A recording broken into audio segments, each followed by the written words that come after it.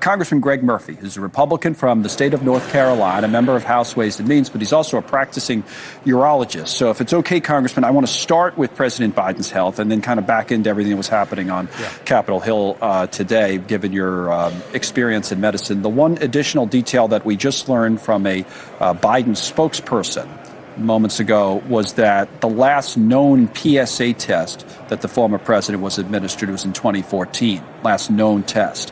There were we had questions about whether or not, because of his age, he would have been given a PSA test, but because of his position as president, he should have been given one.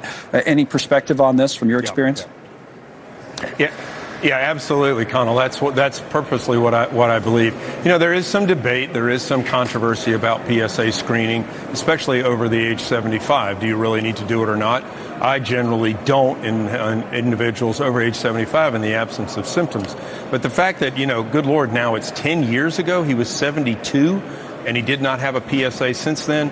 This is a real problem, and I think it's a problem that's been shown in American medicine. The American Academy of Family Practice, I don't believe, recommends PSA screening.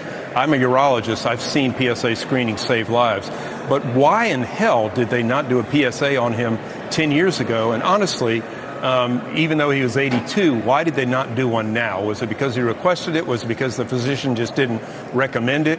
If someone's going to be the leader of the free world, I think it is incumbent upon that physician and the White House, for that matter, to show that he is healthy and strong enough to carry out the duties of president. Well, I don't know, you're the expert as a doctor on some of these things, but what I would say is that if other presidents were given the test, right? President Trump's talked about it. I believe it was reported out for former President Obama and former President Bush. That's what I saw, at least.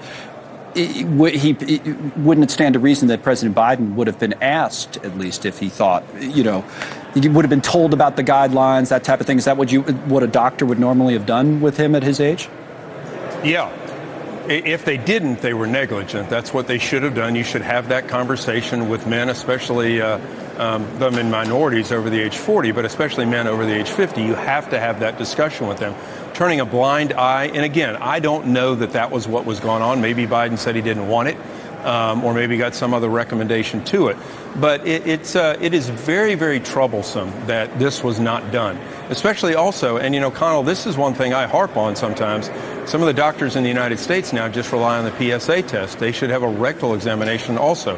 I have diagnosed many prostate cancers based upon rectal examination alone, prostate examination alone, and they have a normal PSA. You can, in fact, have a high-grade cancer, just like President Biden had, and have a normal PSA because those cells don't make enough PSA because they're very, very abnormal. And so, again, it goes back to, did the doctor really think a good physical examination was warranted in someone who was running for president of the United States? And did the president at the time running for re-election agree to it, or know what he was agreeing to or not agreeing to? Right. Again, last known test is what we've been told by the spokesperson over a decade ago. Yeah. Congressman, let me talk to you about what happened today on Capitol Hill and talk about where this current president's agenda is going now as a result. So President Trump comes up to the Hill and he's trying to get everybody in the caucus on board for his so-called big, beautiful bill. The reporting from our colleagues at The Hill, thehill.com, is that some of these holdouts, the hardliners in your party, but also some of the moderates, are still holdouts. What are you hearing? Yeah, I think it's different. I think they're coming together more inch by inch rather than foot by foot. The president had a big discussion about SALT, and I think a huge deal has been made about something that, honestly, $30,000 is a hell of a lot of money to Americans. And in my understanding, especially in Mike Lawler's district, that covers 98% of people. So it may or may not, but I think there's some hills to die on. This doesn't need to be one of them. And so I think there's been good negotiations, fair negotiations, but we don't need to bankrupt the country because New York, California, Illinois have bad tax policy in their states. Yeah. On the other side of the coin, not enough is enough. You can't have everything.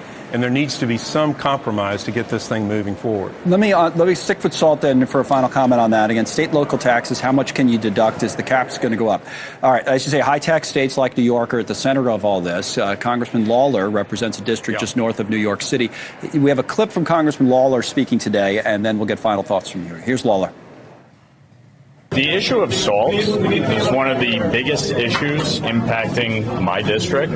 It's the reason I won. I made very clear when I ran for office back in 22 that I would never support a tax bill that does not adequately lift the cap on salt. We will continue the dialogue with leadership, but as it stands right now, I do not support the bill.